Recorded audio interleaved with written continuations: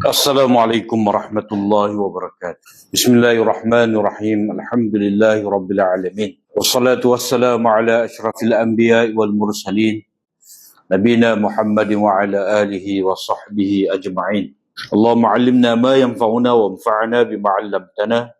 Allahumma faqihna fid din wa 'allimna at-ta'wil wa zidna 'ilman ya rabbal alamin. Rabbi shrah li sadri wa yassir li amri wahlul 'uqdatam min lisani yafqahu qawli. Subhanaka la ilma lana illa ma 'allamtana innaka antal alimul hakim. Wala haula wala quwwata illa billah. Kita sambung bab yang ke-21. Qala al-Imam Ibnu Majah rahimahullahu taala wa nafa'ana Allah bi 'ulumihi fid dharain. Babu man kariha an yuta'a aqibahu. Wabi qala haddatsana Abu Bakr ibn Abi Syaibah qala haddatsana Suwaid ibn Amr an Hammad ibn Salamah an Thabit an Shu'aib ibn Abdullah ibn Amr an abihi qala ma ru'ya Rasulullah sallallahu alaihi wasallam ya'kul muttaki'an qattu wa la yata'u aqibaihi rajulan.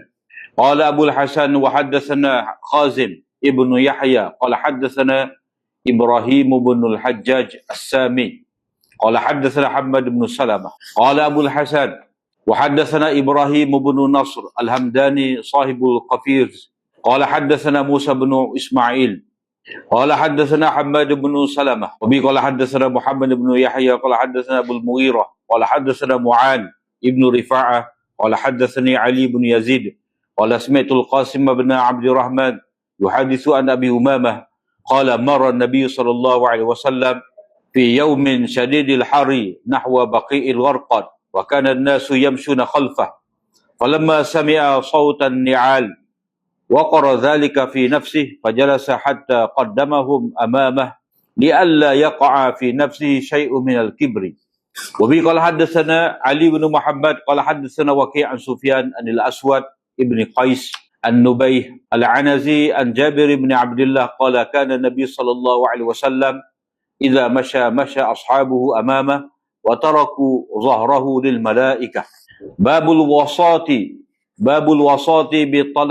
بطلبة العلم. وبقال حدثنا محمد بن الحارث ابن راشد المصري قال حدثنا الحكم ابن عبده عن أبي هارون العبدي عن أبي سعيد الخدري أن رسول الله صلى الله عليه وسلم قال سيأتي أقوام يطلبون العلم فإذا رأيتموهم فقولوا لهم مرحبا مرحبا بوصية رسول الله صلى الله عليه وسلم واقنوهم.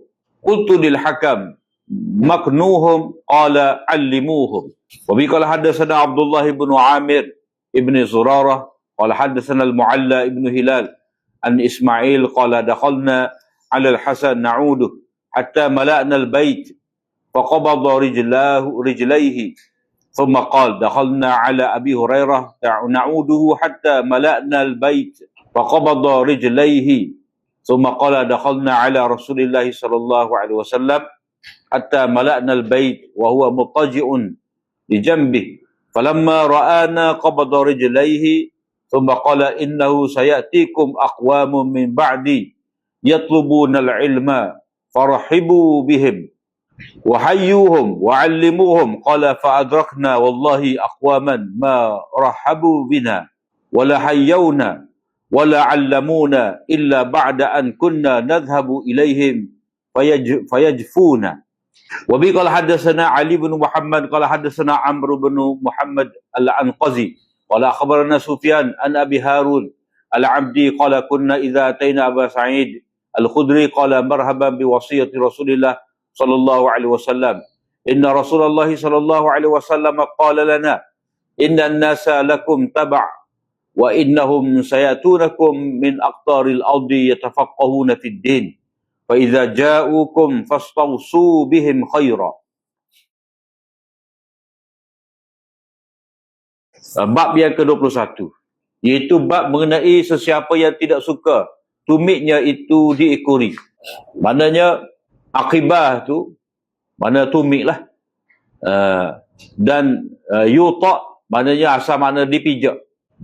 Al-Muwatta tu mana kitab Muwatta tu mana kitab dia diakui semua akur sebagai kitab yang terbaik, yang diakui kehebatannya. Muwatta, asal mana yuta maknanya pijak. Dalam kalimah bahasa Arab biasanya wati lah. Orang dulu dia guna wati, mewatikan isterinya. Yang mestubuhi isterinya. Jadi asal makna bab ini secara zahirnya tumit kakinya dijijak dari belakang. Di sini ungkapan ini bermaksud berjalan di belakang seseorang. Maksudnya seorang ahli ilmu, walaupun dia mempunyai kelebihan ilmu daripada orang lain, namun dia tidak suka berjalan di hadapan orang lain. Mana dia tak si orang duduk belakang dia, mengiringi dia, dia suka duduk belakang orang. Kerana dikhawatiri timbul perasaan ujub dan takabur.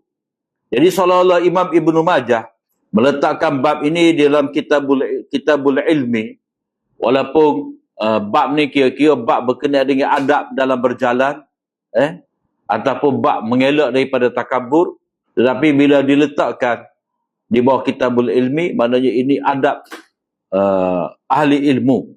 Kerana sudah menjadi kebiasaan para syekh dan guru untuk berjalan di hadapan para pelajar. Jadi orang lain duduk belakang dia.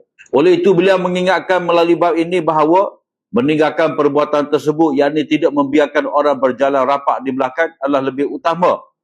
Kerana ia dapat menghindari ujub dan kesombongan. Maknanya ahli ilmu ni, dia kena jaga hati. Penampilan dia, kemunculannya itu di hadapan orang ramai, hendaklah dia jaga daripada menunjukkan kepada kesombongan. Tapi sebenarnya keadaan lagu ni dia bergantung lah. Kita kata urus tepat. Kadang orang tu lebih dia rasa sombong bila dia duduk belakang. Orang yang duduk depan kena gerak dulu. Jadi ini dia bergantung kepada keadaan setempat dan seketika. Riwayat daripada Syuaib daripada Abdullah bin Amr daripada ayahnya, katanya Nabi SAW tidak pernah dilihat makan dengan bersandar sama sekali. Maksud muttaqi di sini, bersandar ni, seseorang duduk sambil bersandar pada sesuatu ketika makan. Sebahagian ulama menafsirkannya sebagai duduk dengan meletakkan satu tangan di atas tanah dan duduk secara bersila rapat, bersila lipat. Lagu mana tu lah keadaan ni. Jadi oleh kerana duduk bersandar atau tangan di atas tanah merupakan cara yang sombong, maknanya apa jua keadaan yang menjadi uruf, yang menjadi adat kebiasaan orang yang sombong, dan duduk bersila ni pada bersila pula kebiasaannya dilakukan oleh orang yang gemar makan banyak serta kuat makan, maka Rasulullah SAW menjauhi cara tersebut. Dia ada lagi tafsiran makan bersandar ni, mana dia tidak tunduk kepala dia tu untuk mengambil makanan. Jadi panggil dia kaku gitu makan. Kalau dia sodok dengan sudu dia gitu. Jadi cara makan tawaduk yang dilakukan oleh Nabi ni, maknanya dengan merendahkan kepalanya bila mengambil makanan. Tapi tidaklah ambil makanan tu dengan mulut.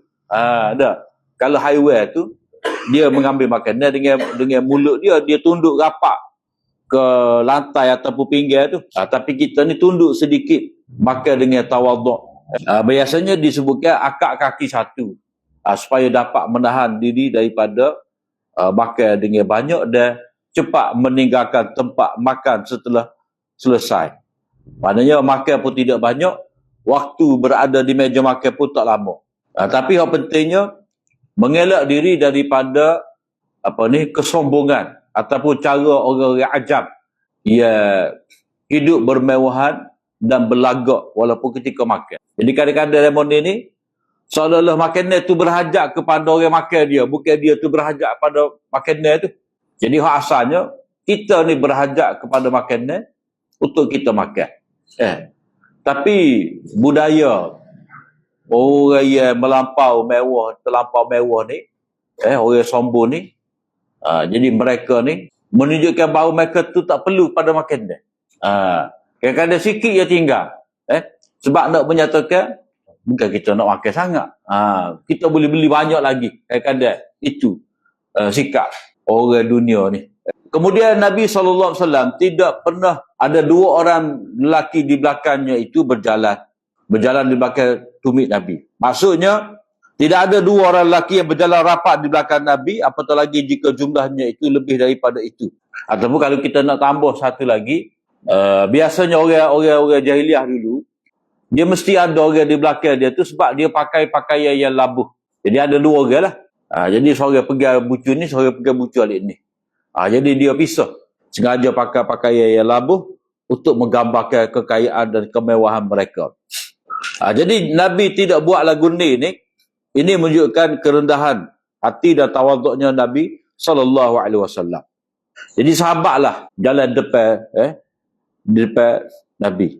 Jadi rekah di sini Nabi SAW tidak berjalan, tidak makan seperti kebiasaan raja-raja yang mewah, raja-raja yang sombong.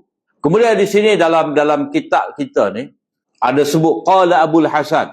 Ada sebut qala Abul Hasan di sini.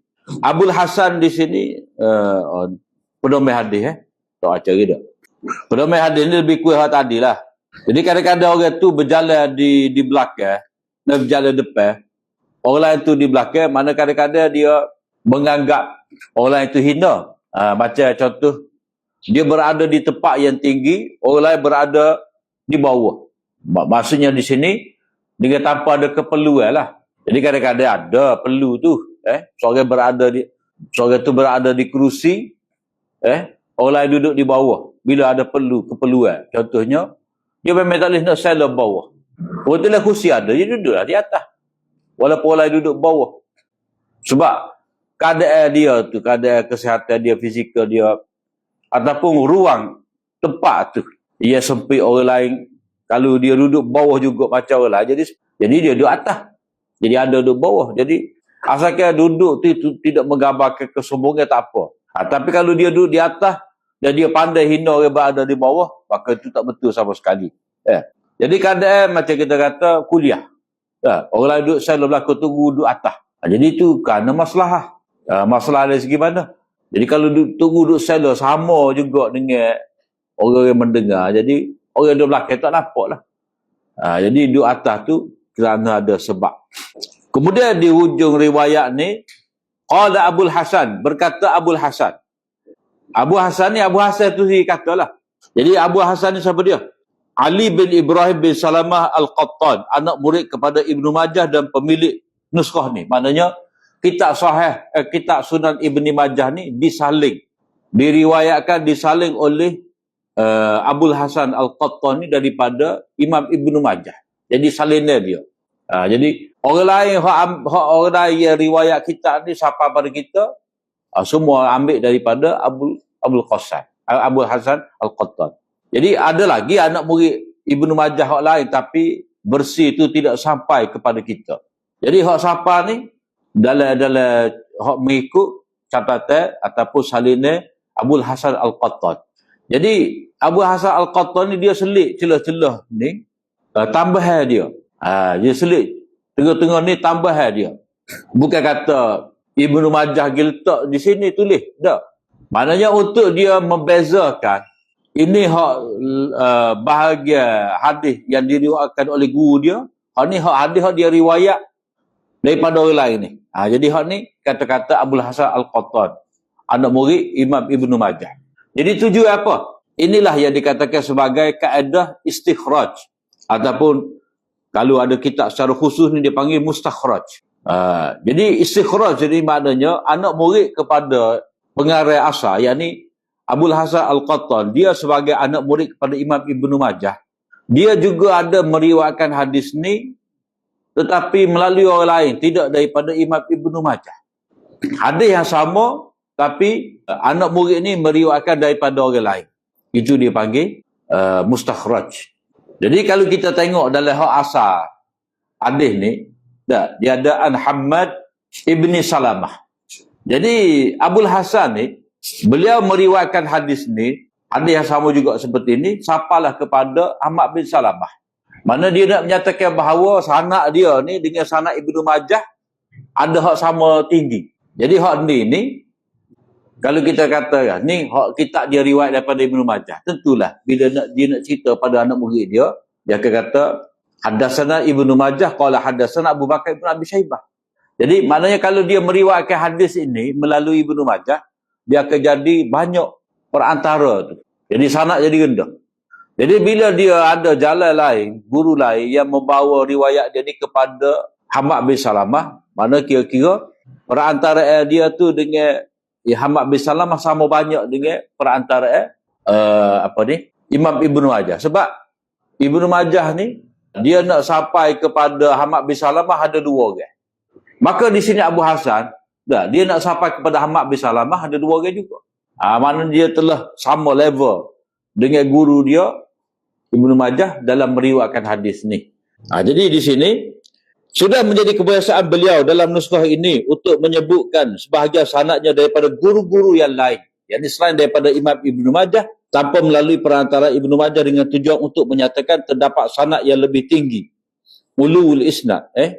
Begitulah yang berlaku di sini, di mana beliau menyebutkan 2 sanad yang lain, yang mana pada setiap sanad tersebut terdapat 2 orang guru sahaja, antaranya dengan Hammad bin Salamah. Manakala jika melalui perantara Ibnu Majah, maka antara beliau dengan Hammad akan ada 3 orang. Macam sinilah. Akan ada Abu Bakar bin Abi Syaibah, ada Suhaib bin Ammar. Maknanya ada Ibnu Majah, ada Abu Bakar bin Abi Syaibah, ada Suhaib bin Ammar, barulah sampai kepada Hammad bin Salamah. Ini seperti yang dihuraikan oleh Syekh Abdul Ghani Al-Mujaddidi dalam kitab dia dalam kitabnya Injahul Hajah. Kemudian hal satu lagi pun, lagu tu juga Abul Hasan ni sekali lagi dia meriwayatkan daripada Ibrahim bin Nasr, daripada Musa bin Ismail, kemudian daripada Hammad bin Salamah. Itu dia panggil tujuan, dipanggil istikhraj. Mana dia cari sanad yang lain yang berlainan dengan sanad gurunya untuk menyatakan sanadnya itu sama tinggi dengan sanad Ibnu Majah. Kemudian riwayat satu lagi ni daripada Abu Umamah. Katanya Nabi SAW lalu berlintas pada hari yang sangat terik panas menuju ke Baqi' Gharqa. Baqi' Gharqa ni mana kubur lah. Asal perkataan Baqi' ni iaitu satu tempat yang mengandungi sisa akar atau pangkal pokok. Mana ada nunggu ya. Pokok-pokok tu ada tunggu ya, tak sampai habis. Manakala Gharqa pula bermaksud pokok renek berduri yang besar-besar. Tempat ini menjadi tanah perkuburan penduduk Madinah Mudawarah. Ada juga yang mengatakan ini adalah bahagian yang paling atas bagi lembah Aqiq. Ada 2 pendapat lah. Jadi Nabi berjalan. Bila Nabi dengar bunyi tapak selipar tu, ni'al, tapak selipar mereka, hal itu terasa dalam hati baginda. Jadi Nabi berasa tak bersedap. Lalu baginda duduk sehingga mereka mendahului baginda supaya tidak timbul dalam dirinya sesuatu daripada sifat kesombongan. Terasa dalam hati Nabi ni, waqara fi qalbi. Mari rasa dalam hati, waqara fil qalbi. Asal makna waqara ni maknanya tetap ataupun mendiami hatinya dan tetap teguh. Sakana fi syai'. Dia duduk di satu tempat. Sindi pula mengulas, iaitu perkara itu terasa berat pada perasaan baginda. Lalu baginda membencinya agar ia tidak berlaku. Maknanya bila Nabi jalan, dia rasa ada orang duduk belakang dia, tak sedap lah. Nabi pun berhenti. Duduk dulu, biar orang lain pergi. Biar orang lain pergi. Jadi bila orang lain pergi tu, lepas pada itulah baru Nabi pun bangun berjalan. Nak elak daripada Nabi tu rasa dia diiringi. Mana tengok belakang aku, dia orang pakai ikut belakang. Jadi mari kesombongan. Perasaan tu. Tapi, ini hanyalah berdasarkan sangkaan perawi sahaja. Maknanya Nabi tak, aku rasa takabur tu maknanya perawi memahami, maknanya Abu Umamah pada ketika tu dia memahami Nabi duduk tu nak elak daripada dia diikuti, nak elak daripada mari rasa sombong kerana ada orang ikut dari belakang. Itu sangkaan perawi. Atas dasar ada yang bahawa perawi itu menyimpulkan perkara tersebut daripada sisi baginda, maka Nabi menyatakannya, mana Nabi melakukannya ini sebagai mengingatkan dirinya itu untuk tidak mengikuti cara orang-orang yang berlagak sombong ni, ataupun baginda menyatakan sebagai peringatan terhadap kelemahan sifat manusiawi. sebagai diri sebagai manusia ni, yang mana ada kemungkinan mari lintasan hati yang dia anggap diri dia ni hebat, lebih mulia daripada orang lain, maka Nabi SAW nak elak daripada benda ni. Jadi hati manusia ni mudah berlaku segala sifat kekurangan kalaulah tidak ada perlindungan dari Allah SWT. Oleh itu seseorang itu tidak sewajarnya terpedaya dengan diri sendiri, ightirar dipanggil. Sebaliknya dia dituntut untuk sentiasa menambahkan sifat takut kepada Allah Ta'ala dan mengambil langkah cermat dan menjauhi sebab-sebab yang boleh membawa kepada penyakit-penyakit jiwa, penyakit-penyakit hati perasaan ni, seperti sombong dan ujub.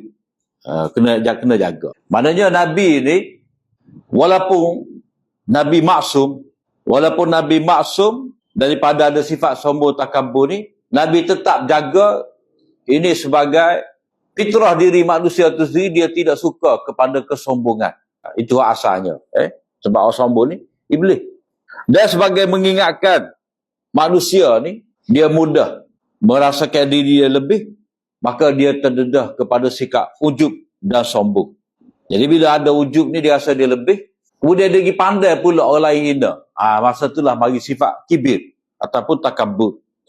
Suppose setengah orang dia kata, bila kita tegur dia kata, dia mau baca kitab ke tak? Ilmu Tuhan ni luas, kitab ni banyak. Baca kitab atas. Dia tak boleh terima orang tegur dia tu, dia suruh kita baca kitab, dia suruh orang tegur tu baca kitab. Maknanya dia rasa dia tu hebat sehingga tidak boleh ditegur. Itu bahaya. Syekh Abdul Ghani berkata, Baginda SAW merupakan suri teladan, uswah, qudwah bagi sekalian manusia. Maka perbuatan yang dilakukan oleh baginda itu, mana baginda duduk dan memberi laluan kepada sahabat-sahabat yang lain untuk memberi amaran peringatan kepada mereka tentang bahaya sifat sombong. Maknanya Nabi buat ni supaya diteladani oleh orang lain. Jika tidak kerana tujuan itu, maka zat baginda sendiri adalah teramat mulia. Diri Nabi itu sendiri mulia. Maknanya kalau Nabi nak memuliakan diri sendiri, nak anggap dia lebih, jadi itu memang pada kenyataannya. Tapi Nabi tak sih. Sebab apa? Sebab kalau ada sikit, maka dia akan menambahkan lagi sedikit demi sedikit di masa akan datang. Kemudian hadis ni kata Al-Busairi, kalau kita dia Misbahuz Zujajah fi Zawaid Ibni Majah ni, dia kata sanad hadis ni dhaif disebabkan kelemahan perawinya.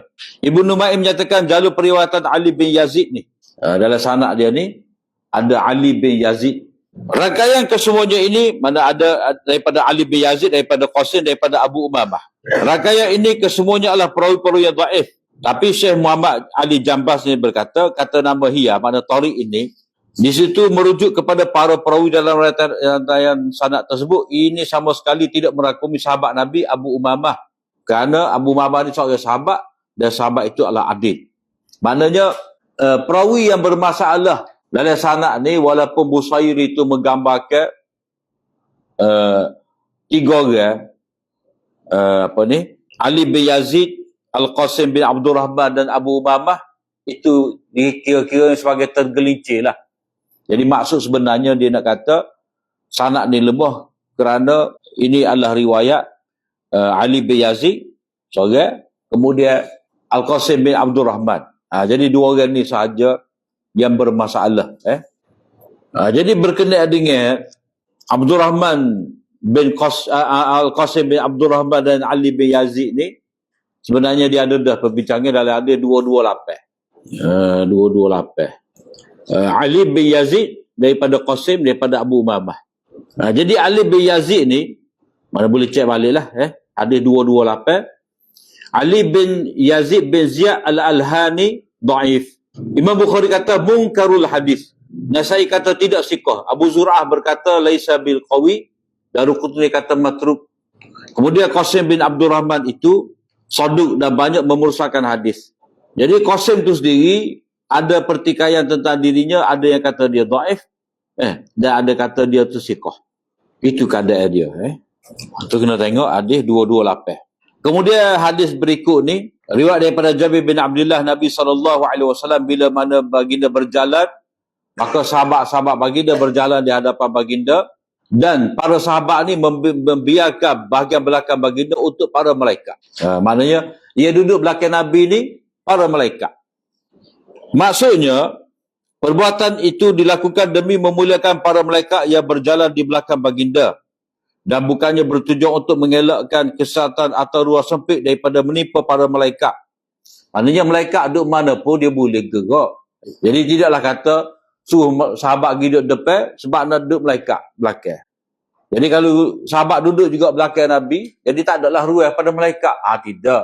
Bukan maksud lagu tu. Malaikat ni dia boleh duduk atas, kiri kanan, ataupun seperti dalam riwayat sebelum daripada ni, malaikat boleh menghafalkan sayap untuk ahli ilmu ni.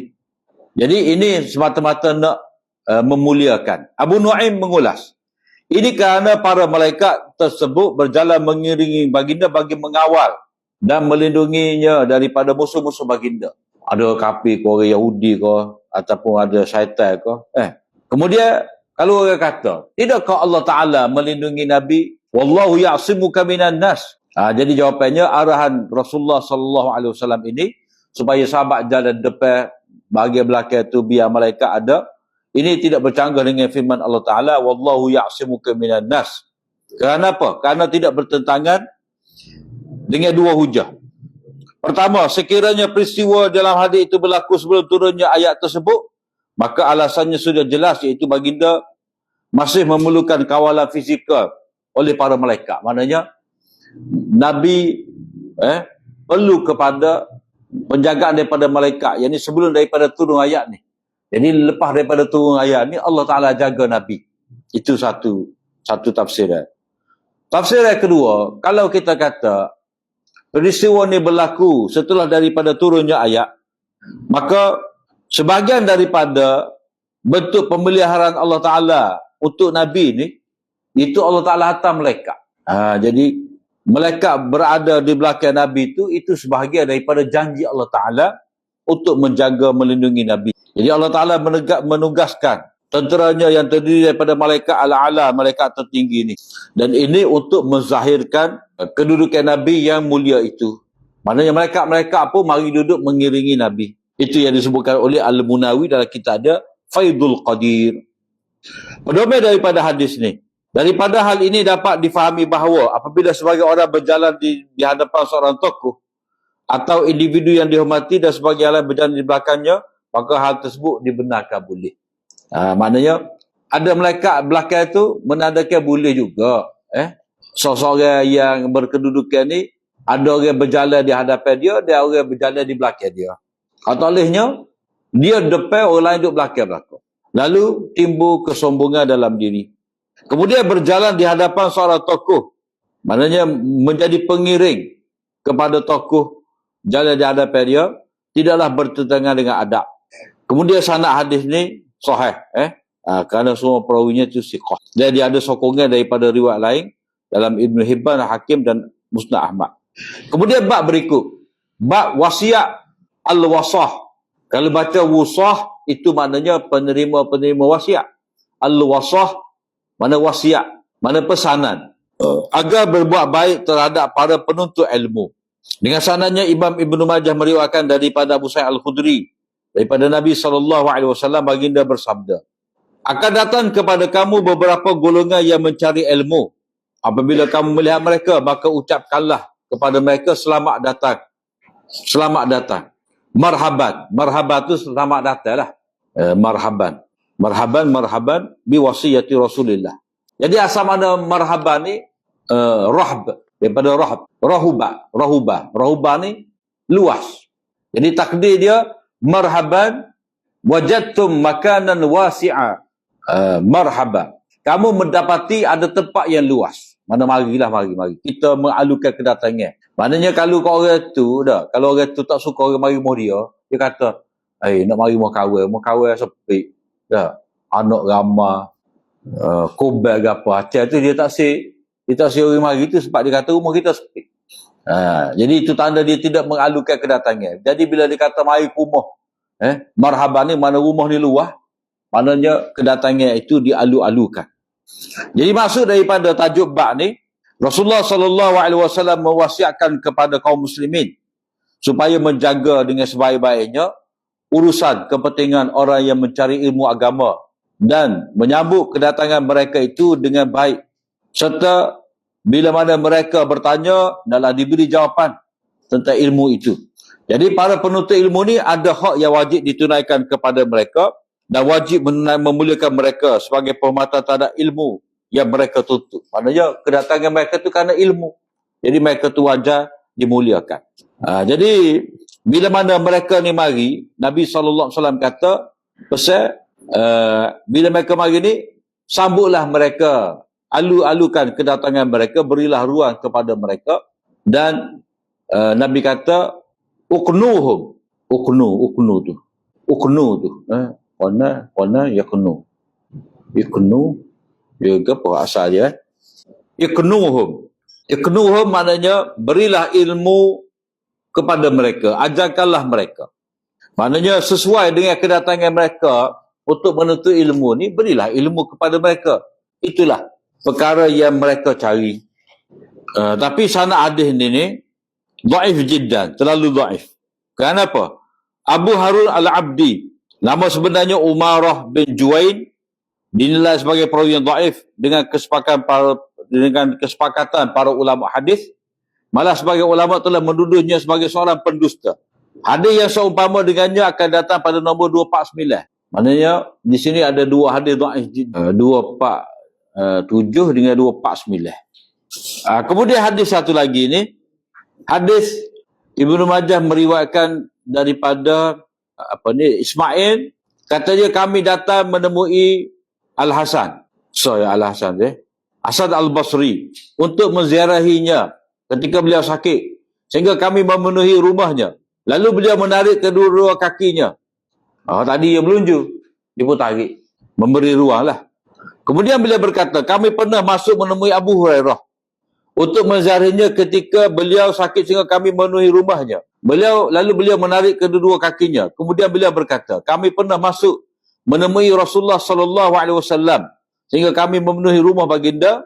Ketika itu baginda sedang berbaring, mengiring. Apabila baginda melihat kami, baginda pun menarik kedua-dua kakinya. Kemudian baginda bersabda, sesungguhnya akan datang kepada kamu beberapa golongan selepas kewafatanku yang mencari ilmu, maka sambutlah mereka dengan baik, berilah salam dan penghormatan kepada mereka, ajarkanlah ilmu kepada mereka. Al-Hasan berkata, demi Allah, kami sempat menemui suatu golongan yang tidak menyambut kami, tidak memberi penghormatan kepada kami dan tidak mengajarkan ilmu kepada kami, kecuali setelah kami pergi sendiri menemui mereka, sedangkan mereka bersikap kasar terhadap kami. Tapi hadis ni maudhu'. Kerana Mu'alla bin Hilal bin Suwaid al-Hadrami telah dituduh sebagai pendusta hadis oleh Imam Ahmad, Yahya bin Ma'in, Ibnu Mubarak, Abu Daud dan para ulama hadis yang lain. Manakala Imam Bukhari menyatakan tarakuhu, ulama meninggalkan riwayatnya. Jadi hak bahagian akhir tu, hak dia kata kita pergi cari ni, dia mau tak layan dengan kita dengan molek. Jadi hak tu tak sedap tu. Kalau hadis ni sahih lah. Abul Hasan tu Hasan Al-Basri nak kata ke siapa? Siapakah yang tidak layan mereka dengan sebaik-baiknya? Sahabat ke? Ataupun tabi'i yang lain? Tu benda tak munasabah belakang tu. Itu menggambarkan akhlak yang tidak baik. Maknanya betapa cepatnya generasi yang terbaik itu telah derhaka kepada perintah Nabi, yang mana Nabi suruh supaya menjaga dengan sebaik-baiknya orang yang menuntut ilmu ni. Sebab dalam hadis kita baca bila khairun nasi qadni thumma alladhina yalunahum thumma alladhina yalunahum thumma alladhina yalunahum. Sebaik-baik manusia ni kurung aku, kemudian kurung selepas aku. Jadi Hasan Basri ni dia sempat dengan sebahagian daripada sahabat, dia sempat dengan tabi'in. Mana dia kita kata dia tabi'in sederhana lah, tabi'in pertengahan. Maknanya masa dia tu ramai lagi tabi'in besar. Jadi riwayat ni dinilai sebagai maudhu' kerana perawi ni Mu'alla tu dituduh sebagai berdusta. Dan kandungnya dia ni menggambarkan buruknya akhlak generasi yang terdahulu yang tidak memuliakan ahli ilmu. Maka riwayat ni tak boleh pakai. Kemudian hadis satu lagi ni, dia sama dengan hadis yang kita sebut tadi lah, hadis 247 tu. Kerana ada Abu Harun al-Abdi. Hadis ni tak kuat. Tapi dari segi makna dia tu boleh diterima lah. Nabi kata, innan nasa lakum taba'. Sesungguhnya manusia itu menjadi pengikut kamu. Mana kamu akan diikuti oleh orang ramai. Orang ramai akan buat kamu sebagai pedoman. Dan akan datang kepada kamu dari segenap pelosok bumi ini untuk mendalami ilmu agama. Jadi bila mana mereka itu datang kepada kamu, fastausu bihim khaira. Jagalah mereka dengan sebaik-baiknya. Adalah kamu berpesan sesama kamu supaya berbuat baik terhadap mereka. Mana pakar-pakar buat baik kepada ahli ilmu. Pesanan ini ditujukan khusus kepada para ulama dalam kalangan sahabat yang membawa maksud bahawa manusia dan sesungguhnya membawa maksud manusia itu akan manusia tu dan sesungguhnya salah menunjukkan bahawa manusia akan mengikut kamu. Manusia akan mengikut kamu pada setiap perbuatan dan perkataan kamu.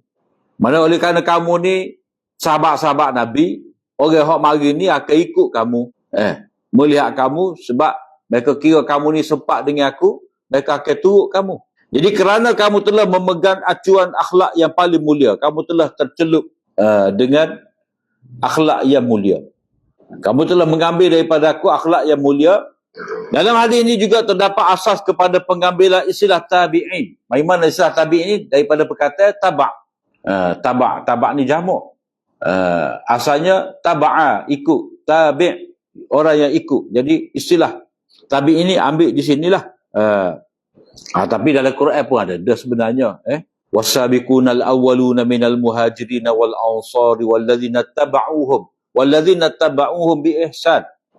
Walaupun hakikat ikatan pengikut itu bersifat umum, sama ada dengan perantara atau tanpa perantara, namun penggunaan istilah mutlak ini, mana tabi'in, dipalingkan, maknanya digunakan, ditafsirkan kepada pengikut yang paling sempurna. At-tabi' itu alif lam tu, maknanya yang sempurna dalam mengikuti, bukan ikut sekerak-sekerak. Maknanya orang yang ikut sahabat secara sempurna, dan yang diikuti itu adalah orang yang sempurna juga. Mana tabi'in ni orang yang ikut sahabat, ikut dengan sempurna, ikut secara sempurna. Sebab at-tabi', istilah at-tabi' itu yang sarif ilal kamil, ila fardil kamil. Maknanya dia dipalingkan ataupun dipakaikan kepada pengikut yang paling sempurna, iaitu para tabi' yang berguru langsung dengan para sahabat, yang mana sahabat inilah umat yang paling mulia.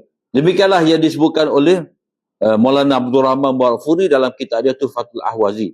Jadi apabila mereka datang dengan tujuan untuk menuntut ilmu dan mendalami agama, maka jagalah urusan mereka dengan mengajarkan mereka ilmu-ilmu agama, memantapkan kefahaman dan mendidik akhlak mereka. Jadi macam di sebelah India mana-mana, Pakistan tempat tradisi ilmu tu kuat kan.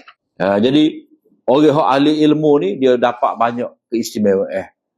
Macam sepatutnya kalau student tak boleh ada lah kad diskaun naik bah. Kita rasa tak ada, tapi di Pakistan naik bah hari-hari ni dia ada. Kalau bah kajian itu boleh tunjuk kad belajar tak boleh diskaun lah. Kita ni kalau ada pun orang kata tapi ada lagi lah ni separuh harga untuk belajar. Wallahu a'lam. Wa akhir